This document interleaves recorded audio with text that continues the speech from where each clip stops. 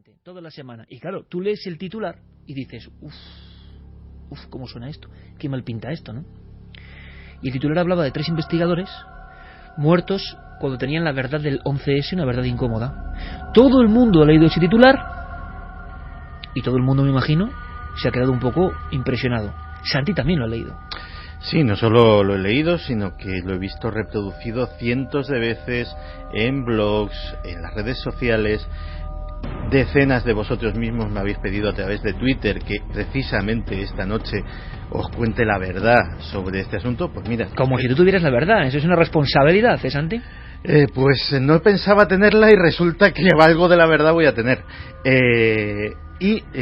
Lo cierto, incluso algunas cabeceras de renombre, pues de periódicos digitales y no tan digitales, se han hecho eco de la noticia. Mueren 3 periodistas que preparaban un documental sobre el 11S. La historia, en resumen, es la siguiente. Todo empezaría con unas presuntas declaraciones que hace Vladimir Putin, en las que amenaza a los Estados Unidos con revelar imágenes de satélite que obrarían en poder de los archivos secretos del Kremlin y que servirían para demostrar que el 11S no fue como nos lo contaron, sino que contó con la propia complicidad de los Estados Unidos, es decir, sería un autoataque.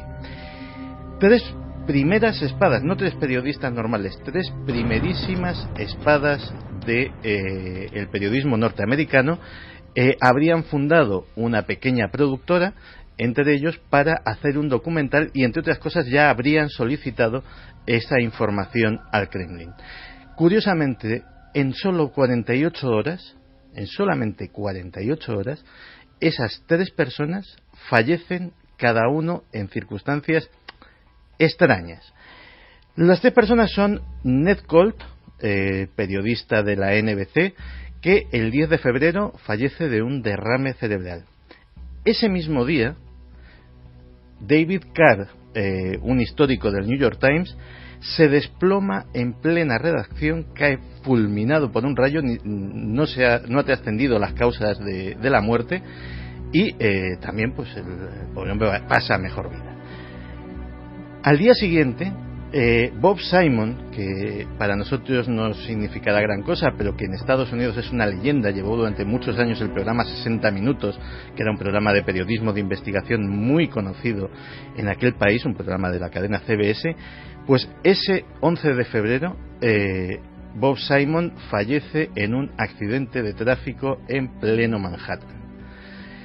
Y lógicamente las suspicacias empiezan a trascender y desde luego trasciende la noticia de que estas 3 personas que estaban metidas en esta investigación pues han fallecido en estas circunstancias y que todo huele bastante mal.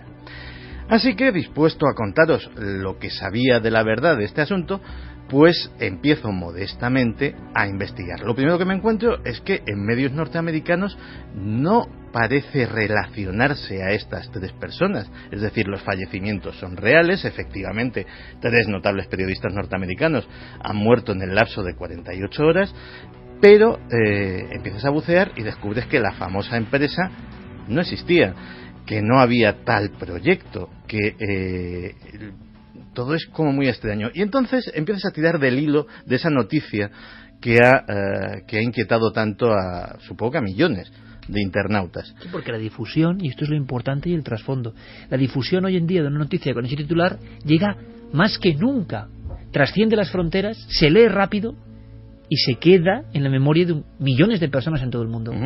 De hecho, recurro a un medio que no es precisamente tímido a la hora de apuntarse a teorías de conspiración, como es Russia Today.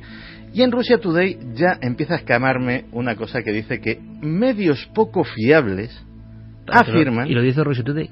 Medios poco fiables afirman que ha sucedido esto. Y desde luego de las famosas declaraciones de Putin ni oír hablar. Claro, porque uno lee que Putin tiene pensad por un momento en la noticia. Putin tiene noticias e información por satélite de que poco menos que Estados Unidos autoatentó. Pues sí, voy tirando del hilo y digo, pues ¿de dónde ha salido todo esto?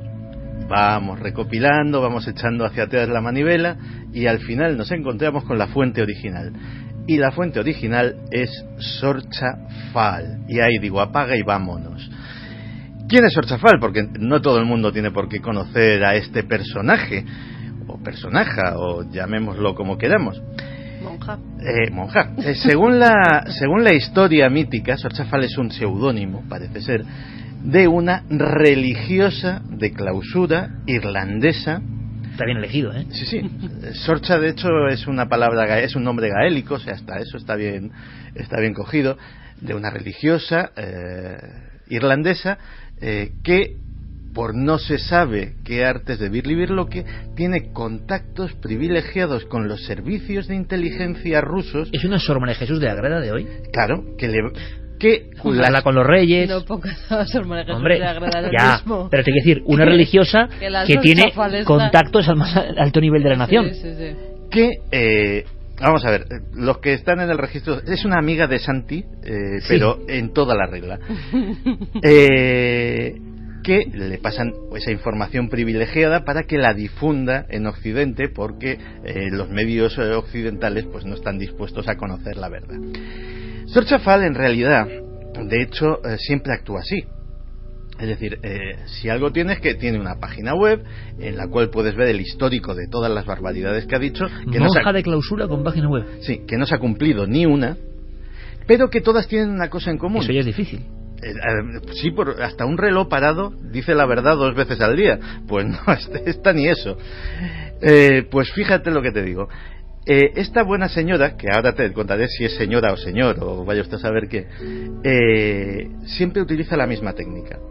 Coge un acontecimiento, es la mentira más perfecta que hay, que es mezclar una verdad con una mentira. Se coge una noticia que sea más o menos insólita o más o menos extraña, y se mezcla, se construye alrededor. En este caso mueren 3 periodistas de cierto prestigio en Estados Unidos en un lapso de ¿Es verdad? Es de 48 horas, claro. Es completamente cierto, es curioso, pero también hay que decir que todos eran de una edad bastante venerable. Estamos hablando de gente de 70 años para arriba.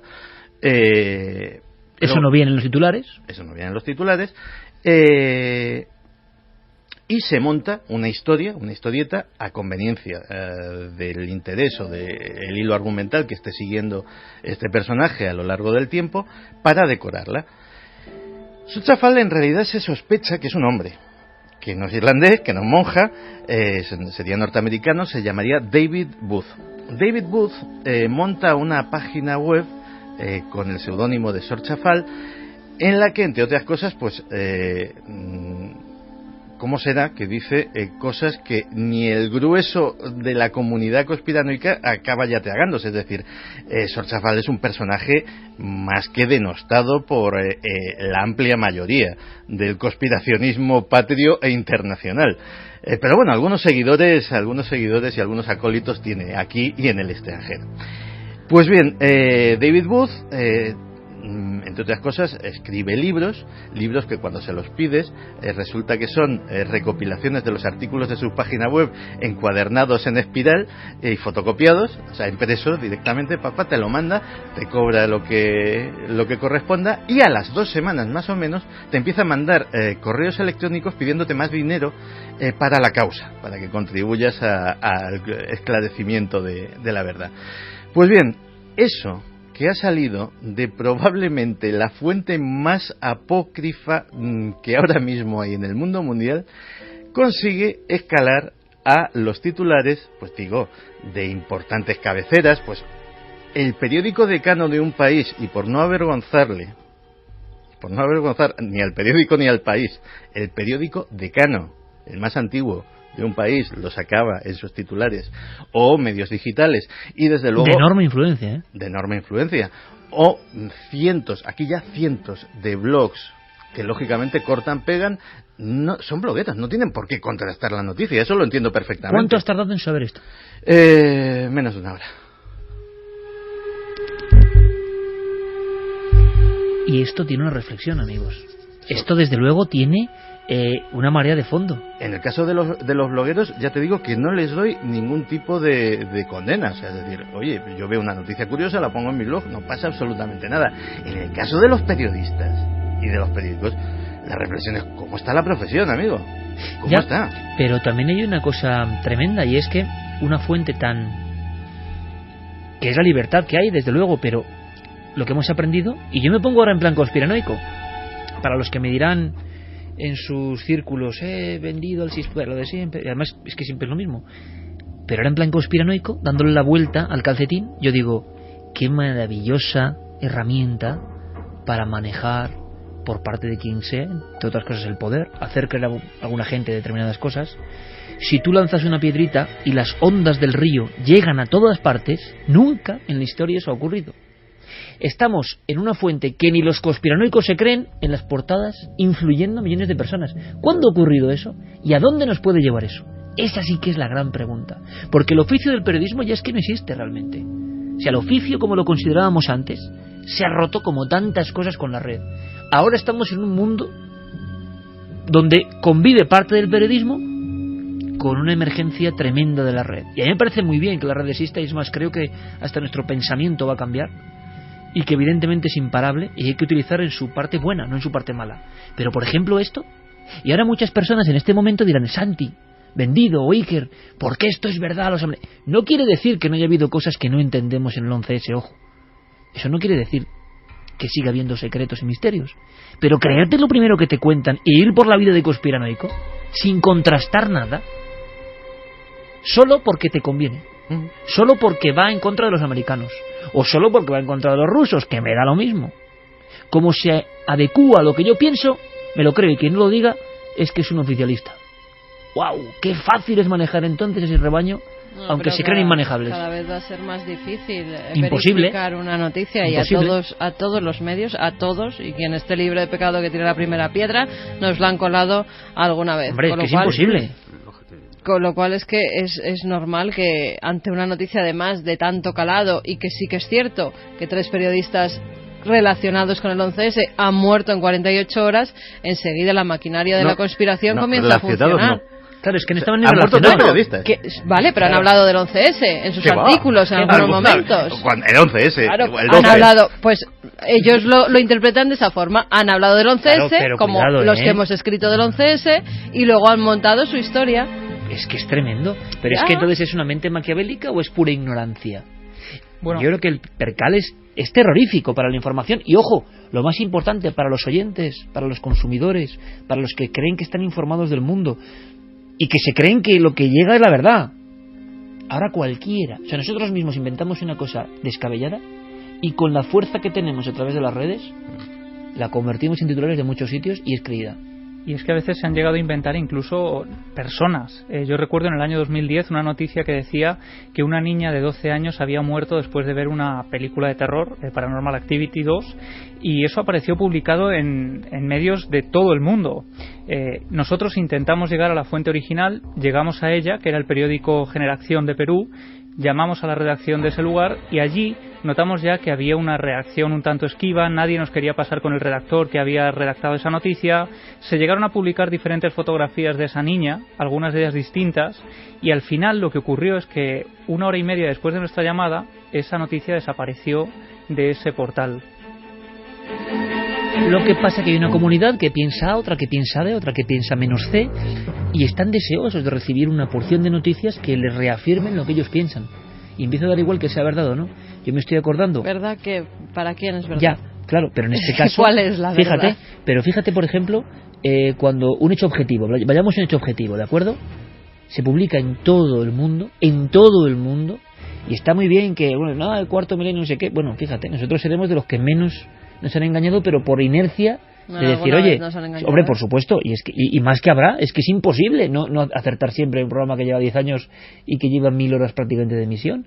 Pero fijémonos en los medios que tienen a su favor el prestigio y que igual no les van a decir que has fallado, pero resulta que estás dando una información. Acordaos cuando dicen hallazgo impresionante mundial, las estatuas del día de Pascua eran cuerpos siempre hemos visto las imágenes de las cabezas de la isla de Pascua, enigmáticas como ninguna otra, en la isla del fin del mundo, y de repente sale en todo el mundo al mismo tiempo que eran cuerpos enteros, con garras, auténticos. Bueno, esto se sabía desde las primeras fotos de la isla de Pascua. Cualquier libro de la isla de Pascua, repito, Thor Heyerdahl, cualquiera, Aku Aku, claro, pero ahí está entero. ¿Quién tiene libros de la isla de Pascua? No, pero es que lo que normalmente el que hace la noticia no tiene la isla. No, ¿por qué? Porque si haces como Santi, en 30 minutos, menos, en 10, tú ya has visto un montón de fotos que lo de la isla de Pascua son cuerpos enteros y no solo la cabeza. Ya, pero cuando desde la publicación, desde la página te están pidiendo esto, la inmediatez, eso sí, ya, y tienes que sacarlo porque los otros medios eso lo han sí, sacado, pues entonces sí, no tienes esos 30 minutos porque los otros ya lo han sacado y tú tienes que darlo, y si los han sacado grandes periódicos, grandes cadenas, es que es cierto. Y luego hay una historia, que lo digo yo siempre. Una de las cosas que está sucediendo es que la profesión se está desvirtuando mucho. Nos reíamos viendo una serie antigua, te acordarás, de periodistas, protagonizada por Pachi Andión. Grande. Y veíamos que el periodista... 1, 2 y 3, sí, recuérdalo siempre, Santi. Que el periodista era un personaje que tenía cierto peso, cierto calado. A día de hoy el kilo de periodista ha bajado muchísimo de precio. Y yo siempre he dicho una cosa, si pagas con cacahuetes, contratas monos. Estás con mucha... Está no, el reloj. Oye, el oficio de periodista no ha tenido buena fama nunca, No, nunca. Pero oye, momento, ¿qué pasaba con el periodista, con don Pachi Andión, con la famosa canción de 1, 2 y 3 del rastro maravilloso Pachi Andión? ¿Qué pasaba cuando en la peli... Voy a hacer un retromundo sobre esa serie, ojo, para quien no lo sepa. Página de sucesos, Televisión Española, año 85. ¿Qué pasaba con Pachi Andión? Con Pachi Andión pasaba que llegaba el camarero de la cafetería de abajo. Él estaba en su mesa de la redacción con su máquina de escribir, por supuesto, porque de ordenadores ni hablar en aquella época, y le subía un carajillo, don Pachi. Cuando los periodistas tenían enjundia. Eran borrachos, ¿no? Vamos, eso, bueno, en fin, no vayamos por ahí. Vamos con otra historia. Escuchamos una grabación, ¿no? Sí. Una grabación que nos lleva a Rendlesham. Una grabación del 26 de diciembre de 1980 donde se puede oír a unos hombres que están en el bosque de Rendlesham y están en contacto con la base que está a muy pocos kilómetros de allí. Escuchamos. Estamos a unos 50 metros del presunto lugar de impacto inicial. Tenemos ciertos problemas. No nos funcionan las linternas. Parece haber problemas técnicos. ¿Están tomando muestras de la zona del supuesto lugar de aterrizaje? 4 pitidos como máximo. Hasta 4. Interesante. ¿Es ahí donde están tomando las muestras? 4. ¿Es el punto más fuerte del árbol? Sí, señor. En la parte trasera no da ninguna señal. Percibimos sonidos extraños de los animales de la granja. Están muy activos y meten mucho ruido. Hay mucha luz. Ha visto una luz. Más despacio. ¿Dónde? Justo en esta posición, enfrente, entre los árboles. Ahí está otra vez. Observe delante de mi linterna. Ya lo veo. ¿Qué es? No lo sabemos, señor. Estamos a 150 o 200 metros del lugar. Todo lo demás está en calma, no hay duda. Ahí delante hay una extraña luz roja parpadeante. Sí, yo también aprecio un tono amarillo. Qué extraño. ¿Se está acercando? Sí, señor. Parece más brillante. Decididamente viene hacia aquí, desprende partículas, no hay duda. Es muy extraño, viene desde el sur, se acerca a nosotros. Estamos viendo lo que parece un rayo descendiendo a tierra. Esto no puede ser verdad. Un objeto sobrevuela la base a 5 o 10 grados desde el horizonte. Se mueve de forma errática y desprende rayos de luz.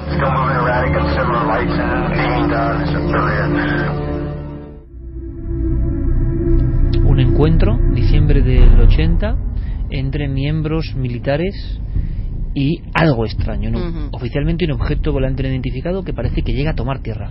Sí, la verdad es que en 3 noches consecutivas, 26, 27 y 28 de diciembre de 1980, en la zona de Rendlesham, en Inglaterra, junto a 2 bases militares de la Fuerza Aérea de Estados Unidos, en ese bosque, empiezan a observar unas extrañas luces. En un principio piensan incluso que se trata de un avión que ha sido derribado, pero cuando llegan hasta el lugar observan que hay una serie de iluminarias, que incluso algunas de ellas están volando por encima de los árboles. Algunos testigos lo describen como un cono metálico que tiene una serie de luces en su base y está metido como en una neblina, así dicen los militares que acuden a este lugar, en una neblina amarilla, está sobrevolando por encima.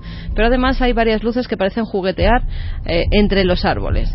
Este incidente, como te decía al principio, se repite durante 2 noches más, y cuando van por la mañana al lugar de los hechos, porque aquello parece que emite una radiación de algo y sale volando, cuando van al lugar de los hechos se dan cuenta de que hay una serie de huellas. Parece que hay un triángulo, como si aquello hubiera aterrizado en un momento dado. También hay parte del bosque que está quemada, incluso algunos de los árboles tienen también quemaduras, como si un foco de fuego o de algo que pudiera haberlos deshidratado, esos árboles, haberlos quemado, hubiera estado allí durante un tiempo bastante razonable. En un principio se dice a todos aquellos militares que intervienen en esos avistamientos o que son testigos que lo que han visto es un faro cercano, una especie de luz que parecía impactar contra esos árboles y que les ha confundido. Como vemos en las grabaciones, parecía que estaban viendo perfectamente algo que estaba volando y que estuvo allí durante minutos. No solo eso, sino que a los testigos les hacen firmar que lo que han visto es ese faro, para que no quede absolutamente ninguna duda. Después de eso, parece que algunos de los militares que estuvieron involucrados empiezan a tener una serie de afecciones. Entre ellos está John Burroughs, que era en ese momento policía de la Fuerza Aérea estadounidense, y que comienza a sentirse mal horas después de haber estado, porque es de los que más cercanos están a ese objeto, que además parece que sobre él impacta una serie de luminescencia por la que cae en un estado como de trance en ese momento e incluso se cae al suelo. En meses posteriores empieza a encontrarse mal y parece que los médicos dicen que todo tiene que ver con algún tipo de radiación, que los síntomas es como que ha estado sometido a una radiación muy potente. Desde ese momento Burroughs empieza una batalla legal por reconocer, como afectado por una energía desconocida. Exactamente, para que reconozcan que algo ha impactado cuando además estaba de servicio. Fíjate hasta dónde llega, que incluso le llegaron a denegar tanto a él como a su abogado los papeles médicos que se hicieron en la base aérea en la que estuvo. Eso me suena, ¿eh? E incluso, sí, te sonarán muchas cosas, e incluso le dijeron, cuando el abogado fue a pedir los informes del tiempo que había estado destinado allí, que ese hombre allí nunca había estado destinado, que no existía. ¿Os suena, verdad? Sí, perfectamente, La Noche del Miedo. De Talavera Real, La Noche del Miedo, cuando nos piden que investiguemos sobre otra persona, pero en España, 3 afectadas por una extraña energía, cuando pasan los años ellos quieren saber, dicen que en esa base nunca ha estado. Es que se copia el procedimiento, ¿eh? En una base compartida, ojo, por americanos e ingleses. Exactamente. A raíz de eso, Burroughs tiene varias operaciones, cirugías de corazón, algunas de ellas a corazón abierto. Hemos podido hablar con él. John Burroughs dice todo lo que sufrió después de ese tremendo impacto al estar cercano al objeto. Han sido muchos años tratando de conseguir que la Administración de Veteranos reconociese que John Burroughs fue dañado en acto de servicio en diciembre de 1980. El daño que recibió tuvo efectos inmediatos en su corazón, algo que no se había detectado cuando se unió a la Fuerza Aérea un año antes y que con el tiempo requirió de una operación a corazón abierto. Hablé con el cirujano que la practicó y me dijo que no sabía qué podría haberlo causado. He said he didn't know what could have caused that damage.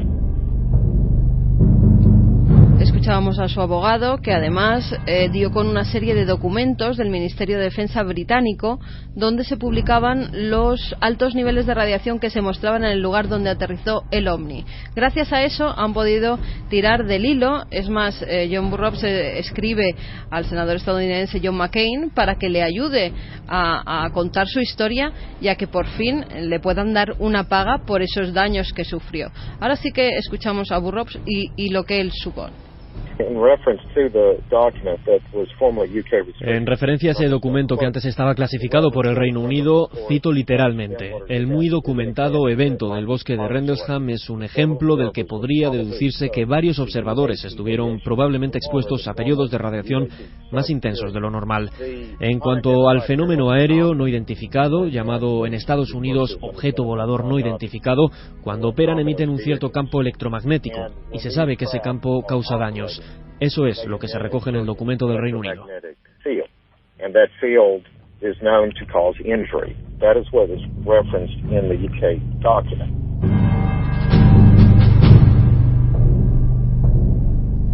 Por fin, después de más de 30 años peleando porque le den esa paga, ya la tiene, por discapacidad médica completa, y además su abogado ha declarado que los ovnis existen y que pueden causar daño físico y que pagan el tratamiento. Además ha asegurado, quiere decir, que de facto el gobierno admite la existencia de esos objetos volantes no identificados que nos visitan, que tienen constancia de ello y que pueden agredirnos. Pero que pueden ser humanos también, ¿no? Sí, dicen claro, objetos volantes no identificados. En ningún caso se habla de extraterrestres. Que generan una energía que hace que alguien pueda pedir, es un caso único en el mundo, pueden causar daños. Puede pedir una indemnización al gobierno porque ha sido dañado por un ovni.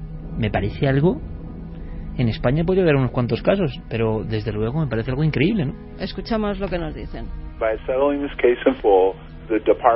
Tomándose este caso en serio, el Departamento de Defensa de Estados Unidos, ya que esta asociación forma parte de ese departamento y tiene que recurrir a él para conseguir la información, está confirmado que el fenómeno ovni es real. Confirman que tanto yo como otros hemos estado expuestos y confirman que esa radiación ha provocado efectos dañinos en mí y seguramente en otras personas que están ahí fuera. Para mí, esta confirmación deja en evidencia la desclasificación ovni porque el proyecto Kodine dice que esto es lo que está ocurriendo en el mundo y que los gobiernos son conscientes de ello. Ha llevado 3 décadas conseguirlo. Ha habido negación y desinformación, pero finalmente se ha abierto una brecha y opino que se trata de una victoria común, no solo mía. Mucha gente luchó y continúa peleando por ello. Esto es la confirmación de que realmente sucede.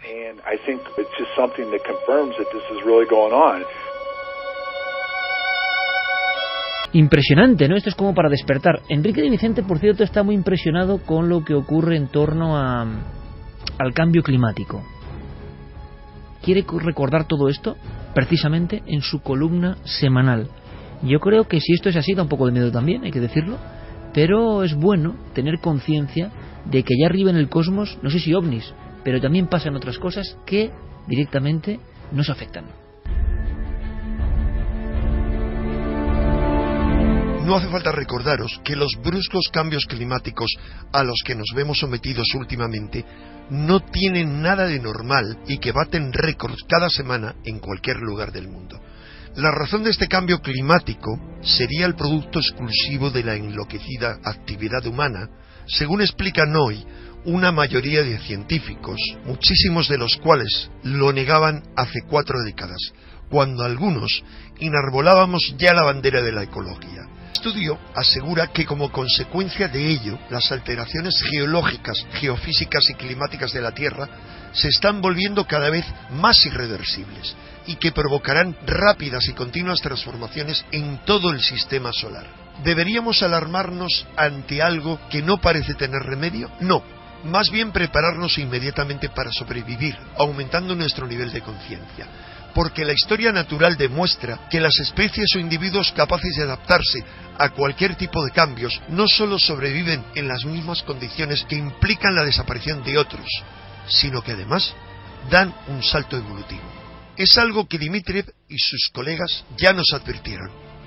Hace 2 décadas aseguraban que cada ser vivo pasará por un examen o control de calidad determinante de su habilidad para cumplir con estas nuevas condiciones y que no podemos afrontar este reto de forma individualista.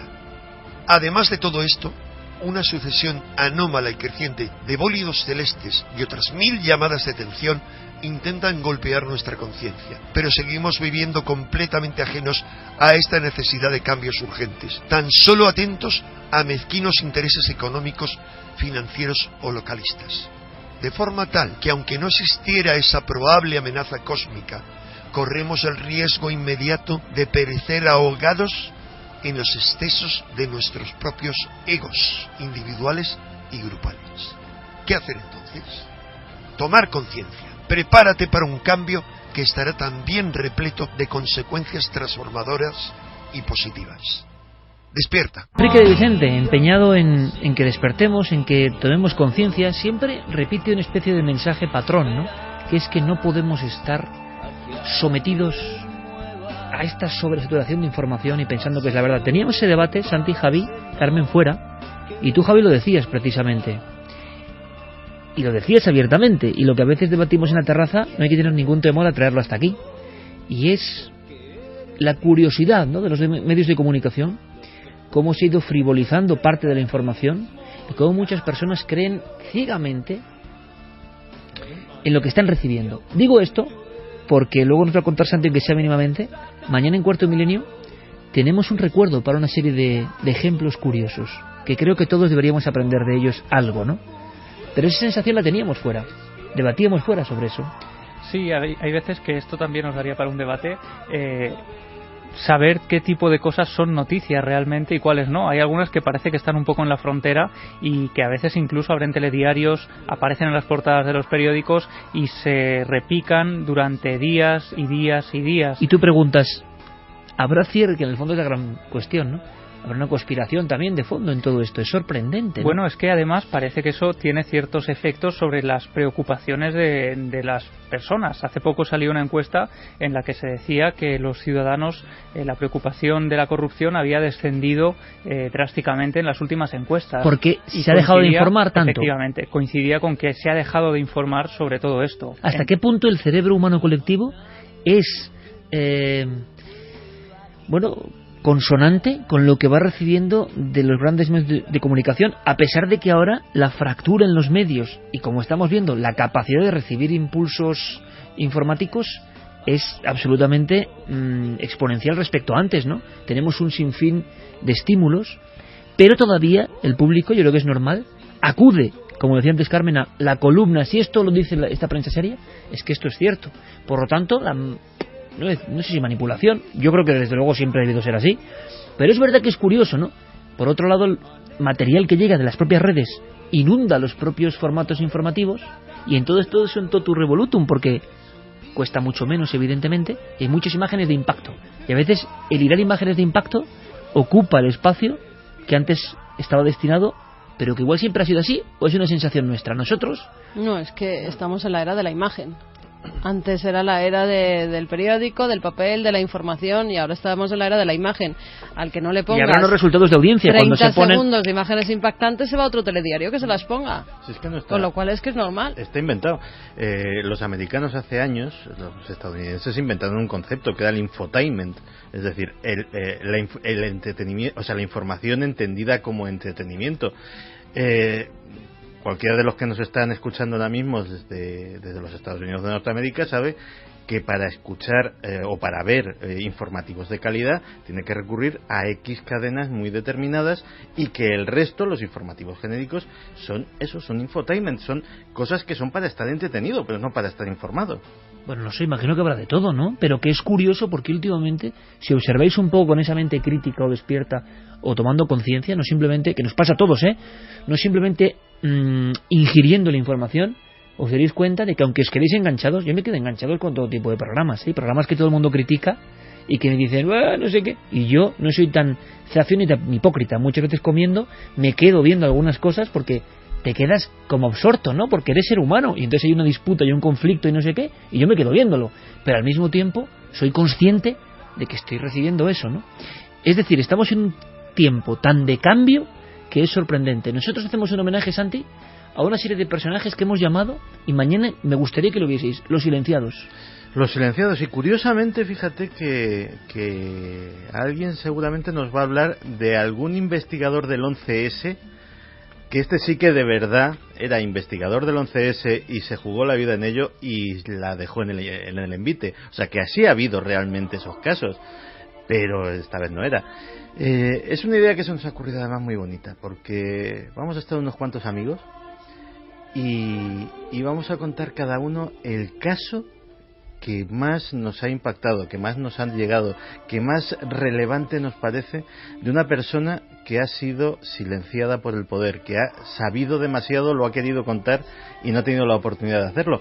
Además, fíjate que casi la actualidad nos está poniendo en bandeja el tema, porque es portada en todos los periódicos desde hace días el caso de Boris Nemtsov, el opositor ruso que iba a dar los datos exactos, la información relevante sobre la intervención, parece ser, de Rusia en Ucrania, intervención que Putin niega, y llegan unos desconocidos en un coche, lo fríen a tiros y todo el mundo dice que yo no he sido, Putin dice que es que me quieren cargar a mí de muerto. Se parece mucho al caso del fiscal Nisman, fíjate, puede haber sido yo, pueden haber sido mis enemigos. Mañana en Cuarto Milenio hablamos de eso, Santi. Sí, señor. Va a ser interesante.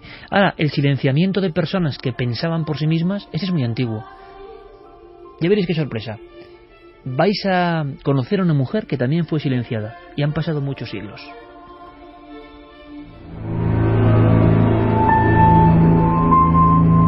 Buenas noches. ¿Es usted el chico de la entrevista? Sí, pero estoy esperando a Hipatia. Soy yo. Me han dicho que me había hecho llamar. Disculpe, es que me la esperaba de otra manera. Ya, creía usted que iba a aparecer por la puerta Rachel Weisz, ¿no? Desde hace algún tiempo me pasa a menudo. No, si lo que quiero decir... Bueno, da lo mismo. Tenemos poco tiempo y mucho de qué hablar. Eso pensaba yo. ¿Cómo? Digo que ya desde pequeña, en Alejandría, cuando observaba a mi padre pasar largas horas dedicado al estudio de la filosofía, las matemáticas y la astronomía, solía reflexionar acerca de todo lo que podríamos aprender y del poco tiempo que se nos concede para ello. Así que su padre fue un referente para usted. Por supuesto. Le llamaban Teón el bibliotecario, porque daba clases en la biblioteca del Serapeo, ¿sabe? Con él me introduje en el mundo del conocimiento y él fue, por tanto, el responsable directo de que me convirtiese en una estudiante aventajada en el museo. ¿El museo? ¿Qué museo? Ah, claro, debe usted estar imaginándome guiando a grupos por los silenciosos pasillos de un edificio. No me refiero a una sala de exposiciones. Llamábamos el museo a... ¿Cómo explicarlo? Era una especie de templo del saber, una institución que Ptolomeo había fundado para difundir y hacer de las ciencias y la investigación algo grande. ¿Y parece que lo consiguió? Sí. Aquel lugar se convirtió enseguida en el punto de reunión de científicos y astrónomos procedentes de todo el orbe. La biblioteca de Alejandría actuaba como un imán, atrayéndolos de forma irremediable. La máxima ambición de todos ellos era poder consultar los estudios y manuscritos que allí se conservaban. ¡Qué gran pérdida! Sí, desde luego hay pocos acontecimientos tan vergonzosos y trágicos. Sí. Carl Sagan lo contó muy bien en Cosmos. Sí, el bueno de Sagan, ¿sabe? Realmente me produce mucha tristeza pensar en ello. ¿Le importa si cambiamos de tema? No, en absoluto. Cuénteme entonces cómo se convirtió en una de las profesoras más famosas de la historia. Imagino que todo fue resultado de mis ansias de conocimiento. Viajé por Italia y Atenas, donde recibí cursos de filosofía. Al regresar comencé a ayudar a mi padre en el museo y así fue como empecé a dar clases. ¿De qué materias exactamente? De todo un poco. Ahora ustedes con Internet lo tienen más fácil, pero en aquella época no era tan sencillo acceder al saber. Por eso decidí enseñar matemáticas, geografía, álgebra, astronomía, filosofía. Está mal que yo lo diga, pero visto con la perspectiva del tiempo fui una valiente. ¿Sabe que me llamaban la filósofa? ¡Qué gracia! Pues no tenía el dato, pero me lo apunto. Hábleme de sus trabajos. ¿De cuáles exactamente? Puedo contarle cómo diseñé el astrolabio plano, el destilador de agua o el planisferio. O si lo prefiere, puedo mostrarle los dibujos de mis instrumentos científicos. ¿Tiene tiempo? Poco, como siempre. Entonces, de leerse mi corpus astronómico o mis 13 volúmenes de comentarios a la aritmética de Diofanto ni hablamos, claro. Ay, una lástima, sobre todo teniendo en cuenta el alto precio que tuve que pagar por escribir esas y otras obras. Imagino que se refiere a... Dígalo sin miedo, a mi asesinato a manos de aquellos fanáticos. Supongo que el cariño de mis discípulos, la admiración del pueblo, incluso de los más humildes, y mis obras sobre distintos ámbitos de la ciencia, despertaron recelos y envidias. No sabe la de gente que ha pasado por aquí con un final parecido al suyo. Lo imagino, siempre ha habido personas incapaces de soportar la fama y la sabiduría de otros. El éxito de los demás es para ellos como un hierro al rojo vivo. Por eso se empezó a planear mi muerte. No sé si quiere recordar cómo ocurrió.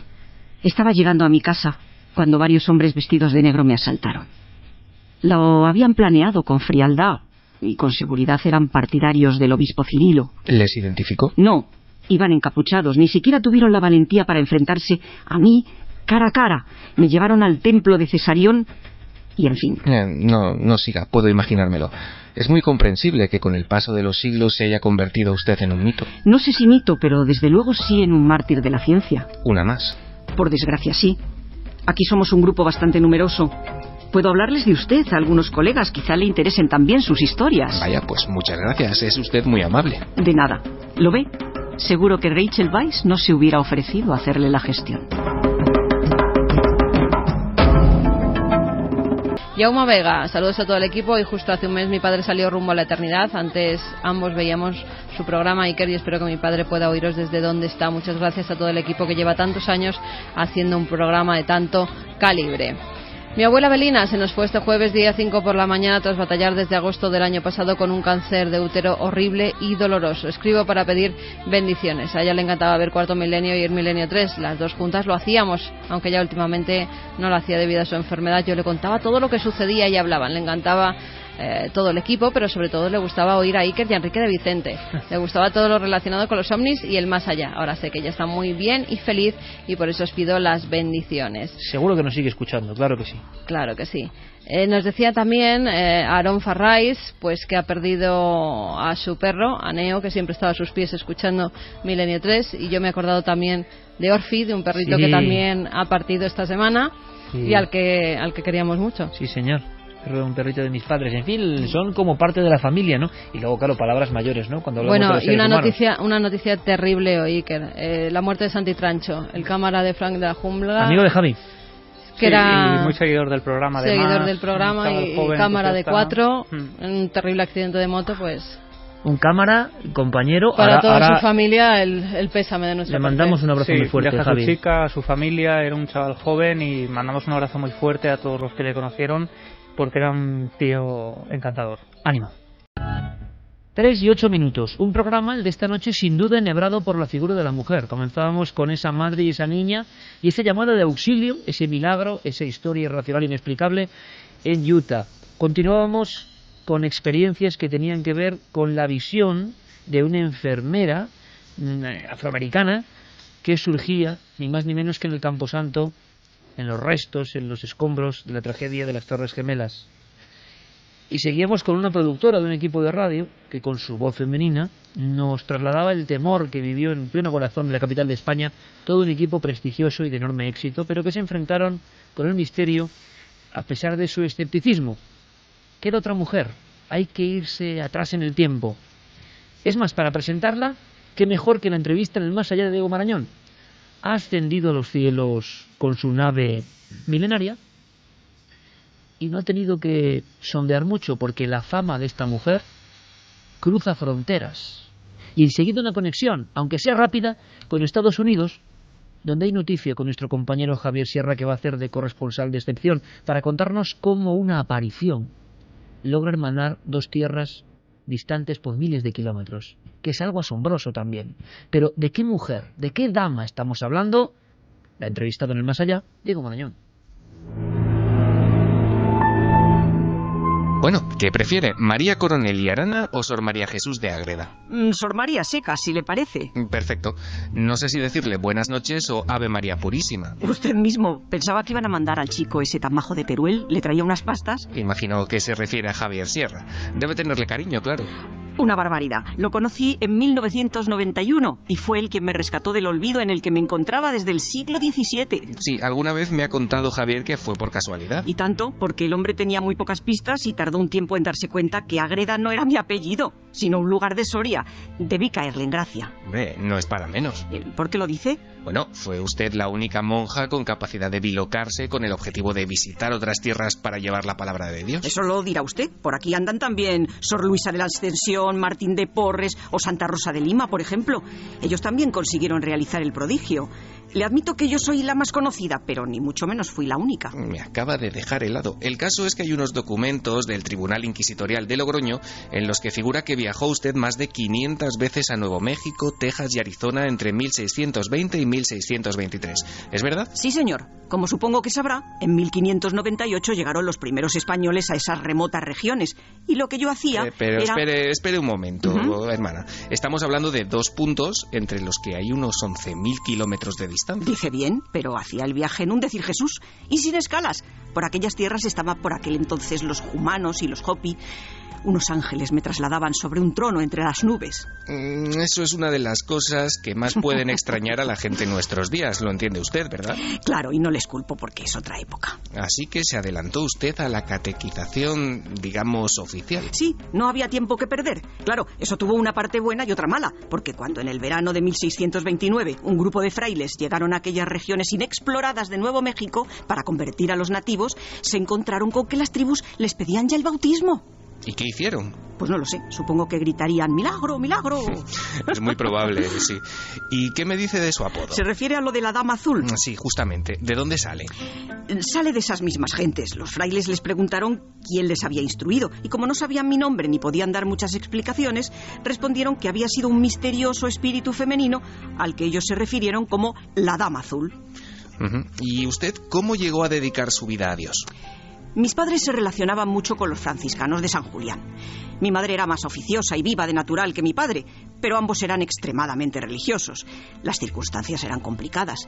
Yo era algo apocada e inútil y supongo que con el fin de que espabilara mi madre me trataba con dureza. En verdad le digo que en mi vida les vi el rostro sereno hasta después de hacerme religiosa. Con 25 años me nombraron abadesa del convento franciscano de Ágreda. ¿Es cierto que estuvo usted a punto de morir en su juventud? Se hizo la cera para mi entierro, no le digo más. Pero sobrellevaba los padecimientos con gran entereza y por suerte conseguí recuperarme. Los médicos se maravillaban de que pudiese soportar tan crueles males con tan débiles fuerzas y sin quejarme. Y si no me equivoco, con el tiempo llegó usted a ser confidente de Felipe IV. Así es. A menudo tenía visiones de su esposa e hijo muertos, así que, modestia aparte, me convertí en una pieza clave de su reinado. ¿Quiere decir que influyó usted en sus decisiones políticas? Fui su consejera durante más de 20 años. Pero si quiere saber los detalles de nuestra colaboración, le sugiero que se lea las 614 cartas que componen nuestra correspondencia. Se publicaron por primera vez en 1885. Bueno, las buscaré. Bueno, pero hágalo el lunes, que a estas horas ya es domingo y hay que descansar. Bueno, pues con esto yo ya tengo suficiente. ¿Me da a mí las pastas? No. Ya le he dicho que son para el chico ese de Teruel. Bueno, pero yo se las llevo si quiere. Que no me fío. Escriba usted una novela sobre Sor Luisa de la Ascensión y a ver si ella le regala una caja de huesos de santo. 13 minutos, Ángeles afuera, espléndida, maravillosa, poniendo voz a un misterio con forma de mujer, como ella hace, ¿no? Como asimismo hace, por supuesto, José María del Río, otro maestro, cuando los personajes en el más allá tienen voz masculina. Pero claro, conocimos todos esta historia realmente por las pesquisas de Javier Sierra, el chico de Teruel, con su investigación sobre la Dama Azul. Y la noticia se encuentra a estos 11.000 kilómetros de España. Y allí estamos, a 11.000 kilómetros. Javier Sierra, compañero, buenas noches. Muy buenas noches. Qué maravilla que nos podamos bilocar gracias a la tecnología en estas fechas. Pues sí, y tú siguiendo siempre la sombra, la pista, la senda de la Dama Azul, que hemos presentado casi con una sonrisa, personaje bien conocido por todos los oyentes de Milenio 3, pero lo asombroso, Javier, es que dos lugares tan distantes se hermanen en una bilocación a través del tiempo también, por estas apariciones absolutamente increíbles. Ya no es solo la figura de Sor María Jesús de Ágreda, sino se está reivindicando el área que a ti más te interesa y a nosotros también, la parte sobrenatural, ¿no? Efectivamente. De hecho, a lo largo de todo el día de hoy se ha celebrado en la Universidad de St. Mary, en la ciudad de San Antonio, en Texas, que es donde yo me encuentro en este momento, un encuentro que es una especie de cumbre entre autoridades, expertos en historia, cronistas y también indios nativos de esta zona y autoridades venidas desde Ágreda, en Soria, para debatir sobre la cuestión de cómo se fundó el estado de Texas. Y el estado de Texas comienza, digamos, a tomar carta de naturaleza en época española, a principios del siglo XVII, cuando los primeros misioneros franciscanos se adentran en estas tierras, precisamente inspirados o guiados por lo que cuentan los indios de que hay una misteriosa dama azul que está convirtiendo sobre todo a la tribu de los humanos. Bueno, hoy de todo eso se ha hablado en esta universidad del centro de San Antonio. Y la verdad es que ha sido muy importante y yo creo que muy impresionante ver, por ejemplo, a un obispo emérito que ha estado 29 años en la zona de San Angelo, casi en el extremo este del estado, en donde se registraron mayor número de apariciones de la Dama Azul, defendiendo con vehemencia que efectivamente que ahí el fenómeno sobrenatural de la bilocación, tenga la interpretación que tenga, se había producido y que sin ese fenómeno no se podría comprender la implantación del cristianismo en esta zona y tampoco la fundación del propio estado de Texas. Así que imagínate hasta dónde llega esta peripecia que parecía una anécdota paranormal o extraña de los libros de historia y que sin embargo ha tenido una enorme influencia en el mapa actual de los Estados Unidos. Javier Sierra, nuestro compañero en San Antonio, a tantos miles de kilómetros, y yo creo que esto es un hito, porque realmente él, por una serie de casualidades como siempre, llega hasta la historia de la Dama Azul y da la impresión de que a veces, lo hemos dicho en ocasiones, las historias quieren ser contadas en cierto momento por algo, somos instrumento de ese algo. Y gracias a tus libros, esta historia se reconoce en España, se reconoce en Ágreda con una popularidad mucho más allá de lo religioso, y esto también conecta con lo que está pasando en Estados Unidos. Lo que ha tenido que ser para ti emocionante, me imagino, Javier, es ver a descendientes de aquellas tribus que veían la Dama Azul, porque hay una frase que yo no me olvido, ¿no?, de tu obra. Decías que en ciertas noches las abuelas y las madres acurrucaban a sus hijas y a sus hijos y les hablaban en ciertas condiciones de las apariciones o de alguna forma de la huella, del legado de esta Dama Azul que se identifica de inmediato con Sor María Jesús de Ágreda. Y esas personas de esas etnias mantienen vivo el legado. ¿Es algo que se ha olvidado, que se ha recuperado o siempre ha estado ahí? Pues fíjate que una de las cosas también que se ha comentado en esta jornada de hoy, precisamente hace unas horas, ha terminado hace escasamente 3 horas, en la Universidad de San Angelo, de San Antonio, es que la tradición oral ha sido muy importante para mantener toda esta historia de la Dama Azul, pero que es una tradición oral que mantienen nativos indígenas que hablan español pero no hablan inglés. Y por lo tanto la historiografía anglosajona, los que hoy hablan del moderno estado de Texas, en fin, los que mandan, digamos, en esta parte del mundo, pues la habían desestimado, simplemente no se habían enterado. Y eso explica por qué hace apenas unos años, en 2005, un grupo de jumanos, de aquellos indios, de aquellos descendientes, ¿no?, de los indígenas que fueron convertidos por la Dama Azul, salió a la palestra pública diciendo: cuidado, que los jumanos no nos hemos extinguido, que no hemos desaparecido de la faz de la historia, que seguimos viviendo y que seguimos diciendo que aquella Dama Azul se apareció a nuestros antepasados y de alguna manera nos salvó la vida. Hablan en esos términos. Dicen que les salvó la vida porque aquellos jumanos eran tribus sedentarias que estaban a principios del siglo XVII siendo masacrados por los apache, y gracias a las apariciones de la Dama Azul llegaron los españoles, construyeron misiones, construyeron muros de piedra para proteger sus casas de adobe, y gracias a ello salvaron la vida. Hoy termina el hermanamiento, o más bien se solidifica, entre dos lugares tan alejados, donde la protagonista es esta mujer, para que todo el mundo lo comprenda, y casi en titulares porque tenemos que ir dejando a Javier Sierra para que pueda cenar algo. El hombre, con la diferencia horaria, sé que está buscando algún sitio y que he tenido estos minutos pues para contaros todo lo que está pasando ahora mismo. Esto me parece prodigioso, está pasando ahora mismo, y seguramente, excepto alguna crónica tuya en Diario de Soria y alguna otra cosa, poco se va a decir a nivel nacional, y es sorprendente. Es que una aparición está motivando todo esto, una aparición tan singular. Yo lo he contado con algunos directivos, compañeros de la televisión, y todos estaban asombrados, decían: ¿qué película hay aquí? ¿Qué película? Y con la historia de esta mujer que tenemos que redescubrir gracias a la intervención de Javier y a la investigación, porque si no quedarían los legajos antiguos de historias religiosas que la gente no querría ver. Pero, Javier, para ti, para esa gente, ahora mismo, ¿cuál sería el dato, el elemento, lo que a ti te hace pensar que de verdad esa mujer, esa silueta, esa dama que se aparecía a miles de kilómetros era la misma que pertenecía al alma, al cuerpo, a la personalidad de Sor María Jesús de Ágreda, que no salía de su celda en el convento soriano? Lo ha explicado Michel Pfeiffer, que es el arzobispo emérito de San Angelo, en una intervención que ha tenido esta tarde aquí en San Antonio. Él dice que en el año 2011 impresionado por lo que le contaban sus feligreses indios que acudían a la diócesis contándole todavía hoy historias de la Dama Azul, decidió visitar Ágreda en España aprovechando un viaje que tenía pastoral, ¿no?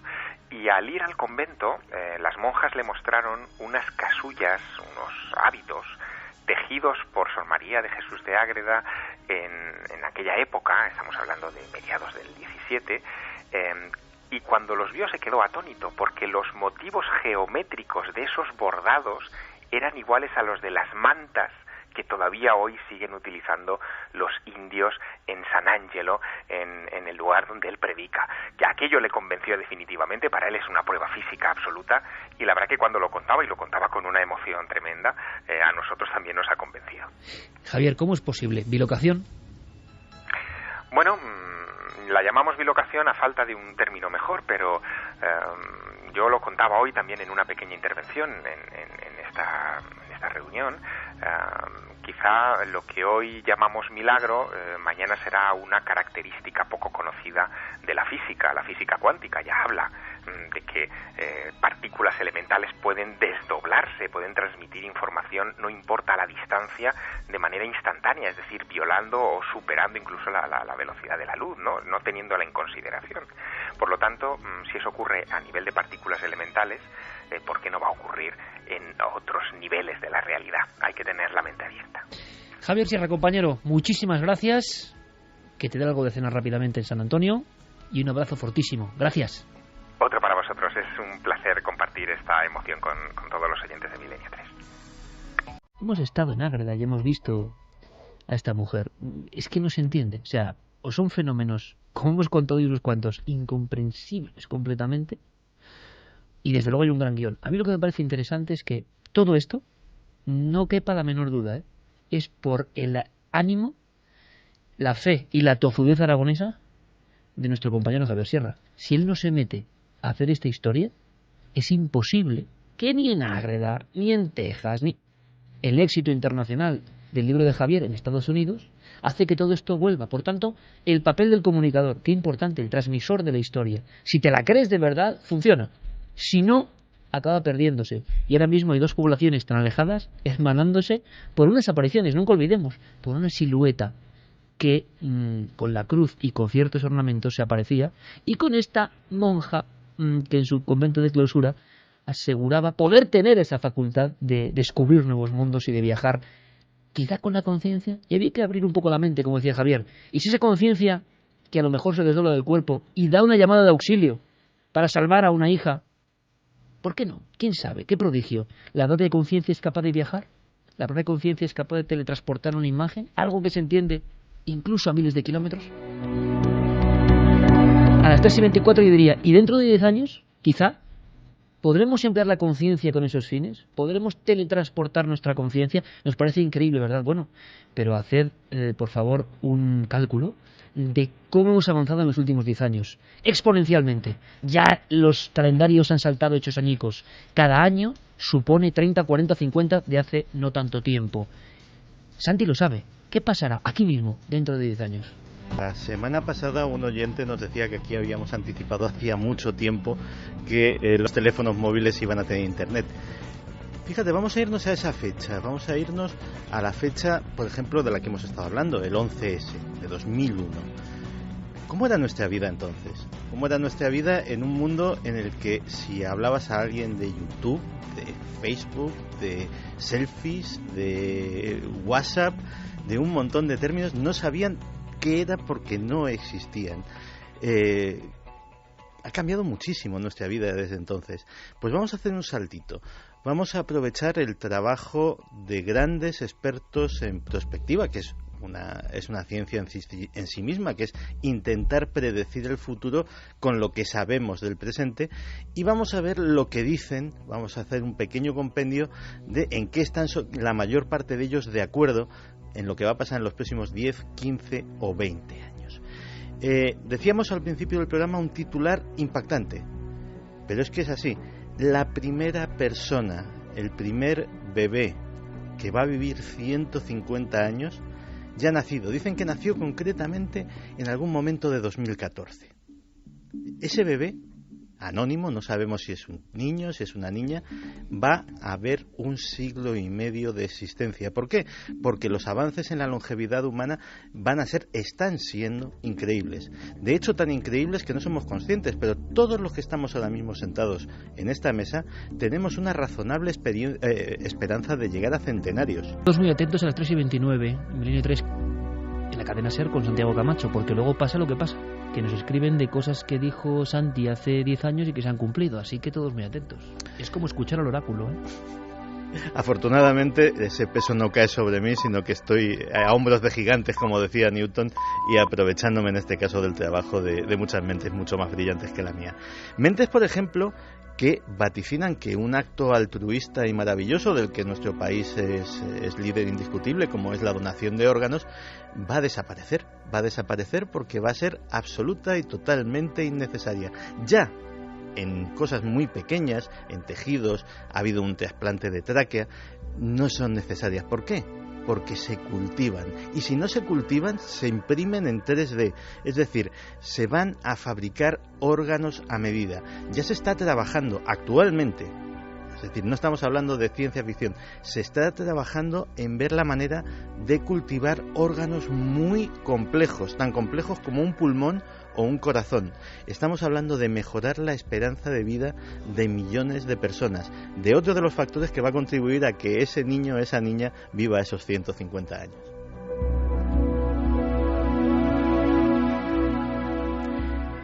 También todos esos expertos dicen que esto que hemos mencionado, la impresión en 3D, va a dar la vuelta al mundo tal y como lo conocemos. Va a ser algo así como la aparición de esos móviles con internet, va a ser algo así como la aparición de las redes sociales, va a darle un vuelco a todo. A día de hoy, las impresoras 3D son casi una curiosidad. Las más profesionales los utilizan científicos, médicos, artistas como nuestro Juan Villa, las utilizan grandes profesionales que invierten ese dinero, pero cada vez, acuérdate de esas impresoras matriciales, de esas impresoras que tardaban un minuto en imprimirte una página llena de puntitos, que de una calidad absolutamente funesta. Pues eso va a mejorar, cada vez van a ser más rápidas, más baratas, más complejas, van a poder imprimir más cosas, incluso circuitos electrónicos. Es decir, no solamente vamos a imprimir un vasito o una pequeña escultura, una funda para nuestro teléfono móvil, no. Es que a lo mejor podemos imprimir el circuito del propio teléfono móvil.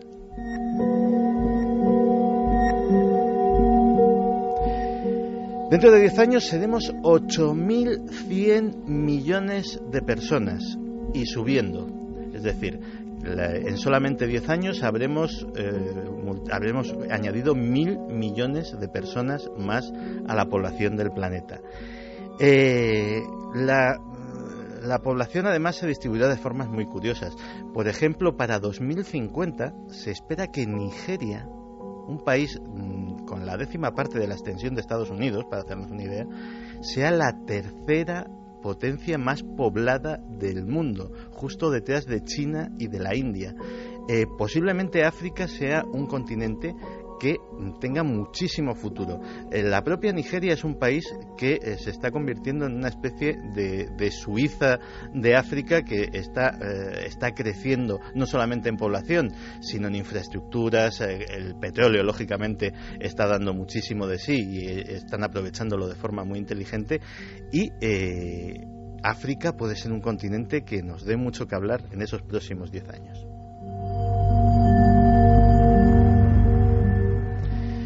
Una de cal y una de arena. La energía será un 30% más cara que actualmente. Y no solo eso, consumiremos muchísima más. Con lo cual, no solamente las empresas, las fábricas, los gobiernos, sino que los ciudadanos de a pie, cada vez en nuestra factura, en nuestro presupuesto doméstico, lo que nos lleve la energía sea más y más dinerito. Muchas veces empezaremos a pensar en que una cosa que ya se habla y que de hecho es una triste realidad en muchos hogares de nuestro país, que es lo que se llama la pobreza energética, pues esas personas que no pueden poner una calefacción en invierno, que ni pensar de tener un aire acondicionado en verano, etcétera, etcétera, pues eso puede ir subiendo la escala social y ocupando a más y más personas, porque la energía va a ser algo caro, amigos.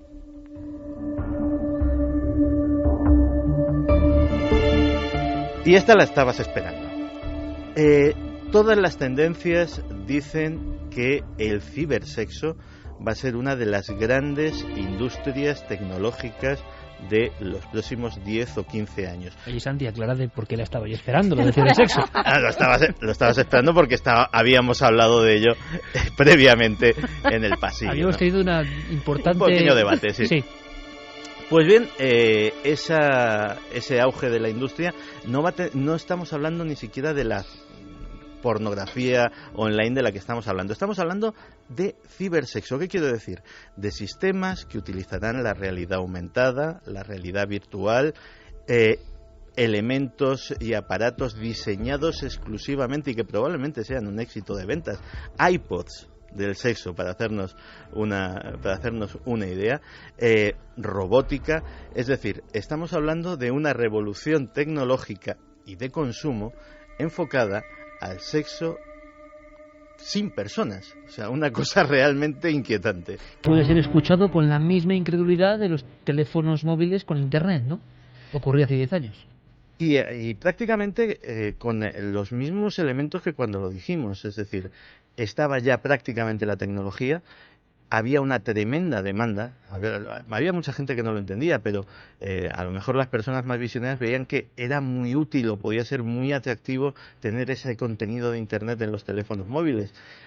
Hay demanda, la tecnología está ahí, hay un mercado evidentemente y probablemente, suceda en un marco de 15 años. Algo más que nos asombre, Santi. Pues nos pueden asombrar muchas cosas. Por ejemplo, lo que dicen los economistas. En el campo de la economía también hay expertos en perspectiva que dicen que tarde o temprano va a haber una cosa que se va a denominar el jubileo. ¿Qué es el jubileo? Pues cada vez más expertos y algún premio Nobel dice que las deudas nacionales de un montón de países, todos estamos pensando en Grecia, pero España también está en ese pelotón, e incluso otros países mucho más desarrollados, son insostenibles a medio plazo. Es decir, que va a ser o la condonación total de las deudas a escala internacional, es decir, borrón y cuenta nueva para todos, o empezar a ver países uno tras otro cada vez más importantes cayendo en absoluta quiebra. Y vaticinan que ese jubileo puede ocurrir en los próximos 15 años.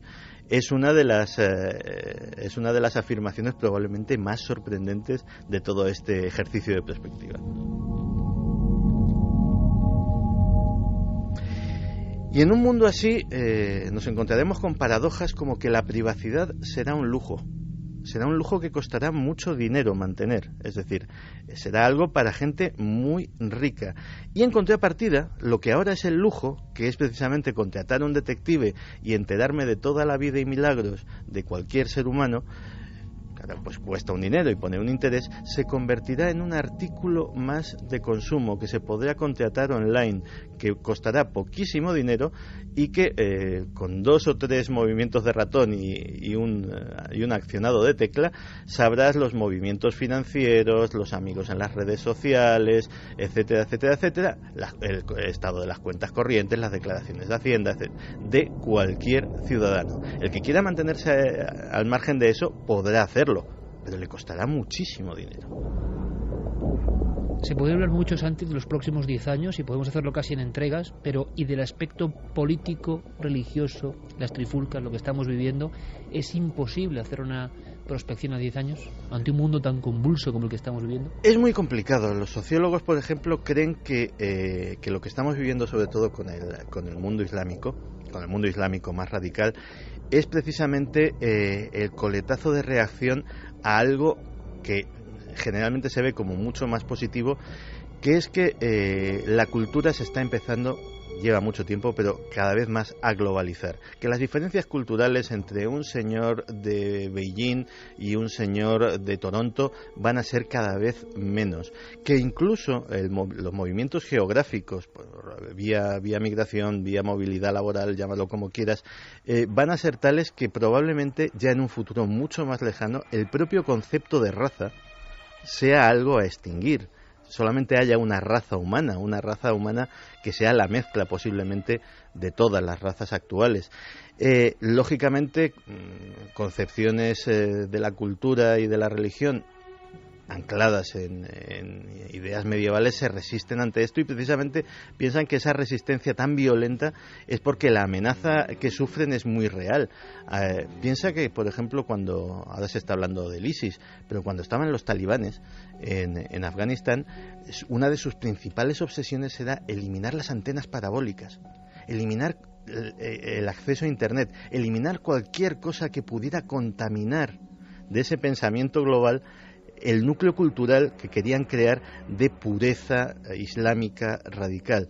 Pues precisamente yo creo que eso va a ser ponerle puertas al campo, es decir, poco a poco la fuerza de los nuevos vehículos de comunicación va a terminar que determinados valores, determinadas culturas e incluso determinadas modas se hagan globales.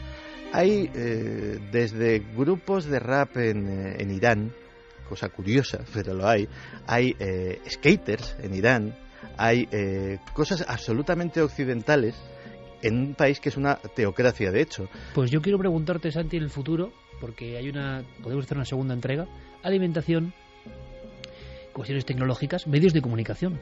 Va a haber mucho cambio. ¿Será factible hablarlo? Vamos a ver si hacemos un segundo boletín. Eso está hecho. Y cosas que os pueden interesar. Preguntadle a Santi Camacho, ¿queréis hacer la profecía dentro de 10 años? Y veremos si acertamos o no.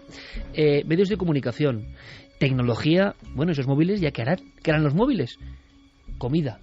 1000 cosas. ¿Qué os interesa? Santi Camacho, la próxima semana lo logramos, ¿vale?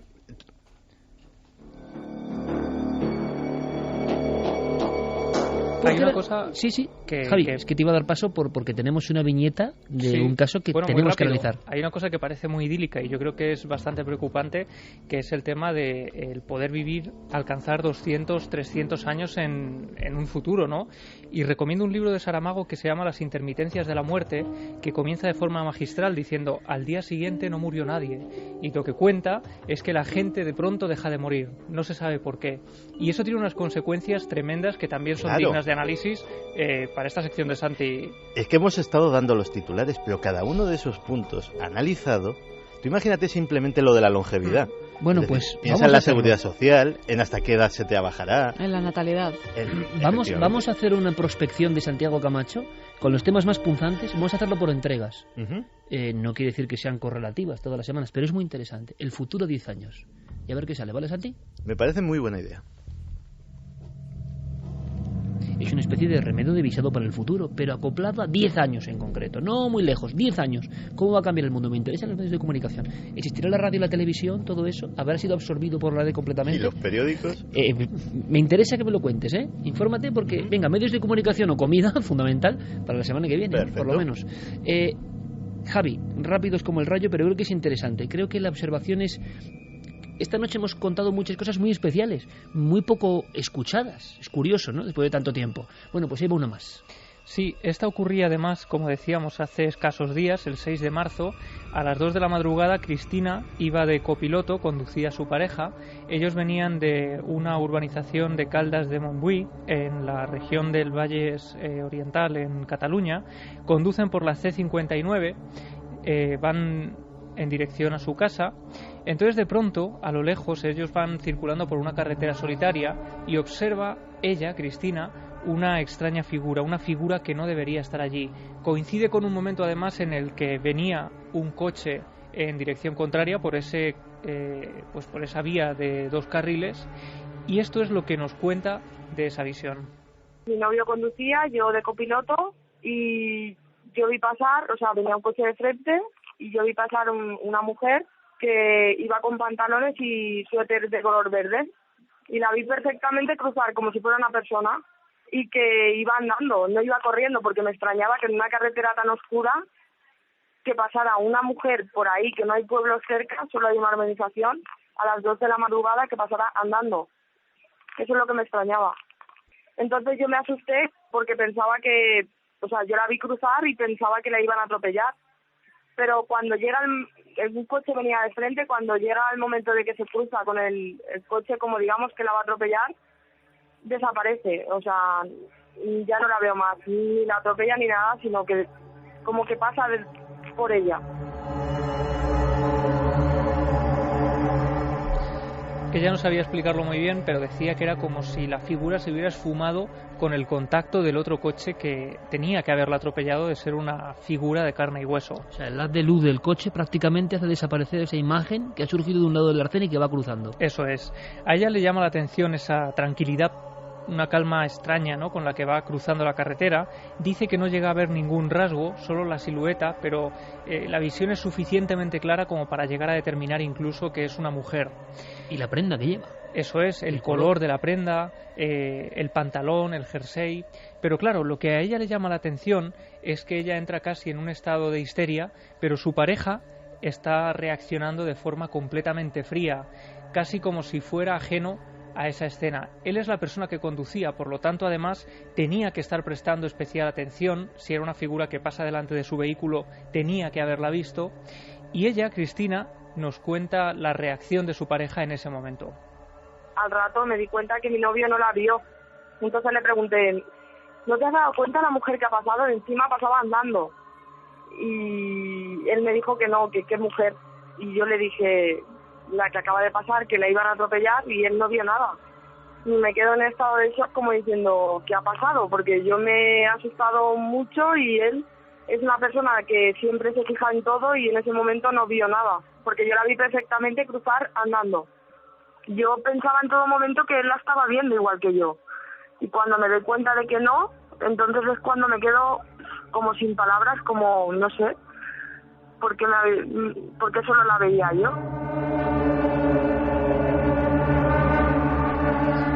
Yo le preguntaba a Cristina si ella tiene alguna, alguna sensibilidad especial mayor que su pareja incluso, y ella me respondía que no se había planteado eso, pero que efectivamente ha tenido alguna situación, curiosamente también con su pareja, con su chico, que les había hecho entender que tenían percepciones diferentes de una misma realidad, y ya había vivido alguna situación un tanto extraña.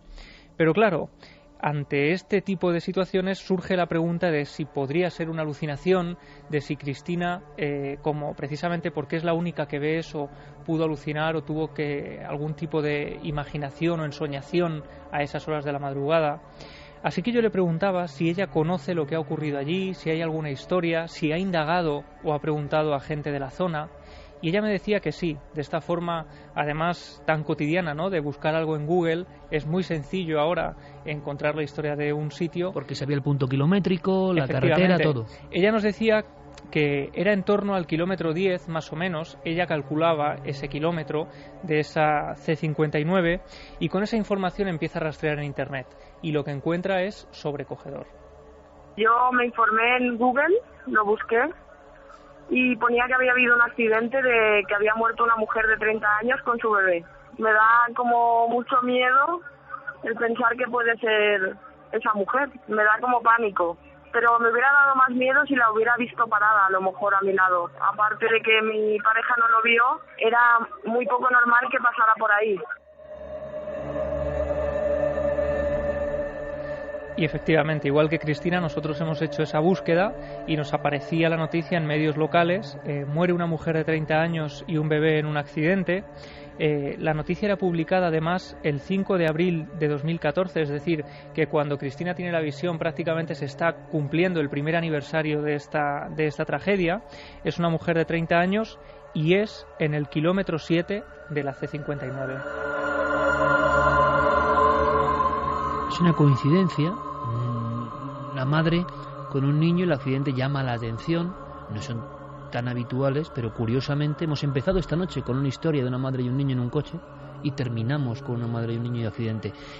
Hay otra pregunta aquí que es fascinante absolutamente, que es, dos personas en un vehículo, depende la creencia, depende la sensibilidad, depende el hemisferio cerebral que tenga uno más desarrollado, se puede llegar a ver una figura.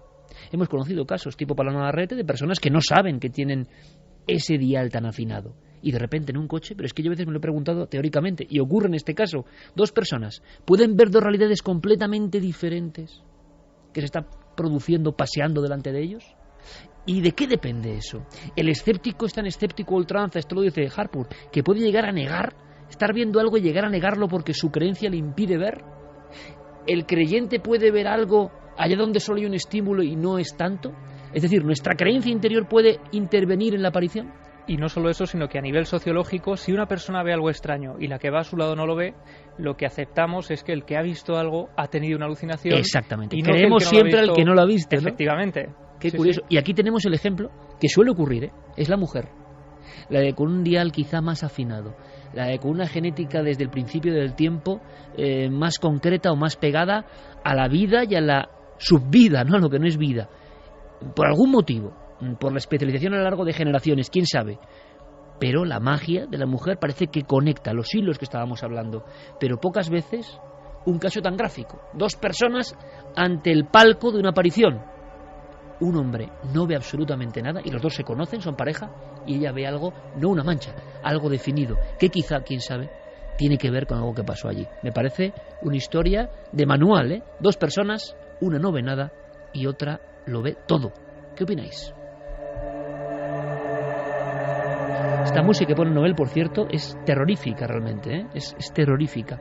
La utilizamos con algunas historias de Javi y pone los pelos de punta, tiene ese no sé qué. Así que si te parece, Noel, pegamos la cambiada, porque este programa ha sido también un poco intrigante.